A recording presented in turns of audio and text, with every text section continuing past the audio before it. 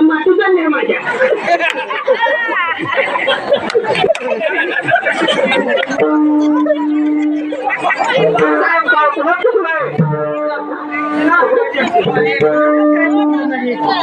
अरे कोणाला काय चुकलं नाही का त्या पकवादाचं नाव घेतो तात्याला चुकलंय मला दांडा बसवला